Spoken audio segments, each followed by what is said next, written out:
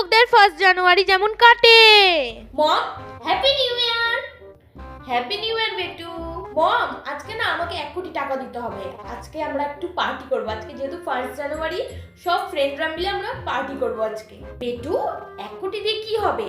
তুমি 10 কোটি নিয়ে যাও, আর শোনো, পার্টির সব খরচ তুমি করবা, বুঝেছো?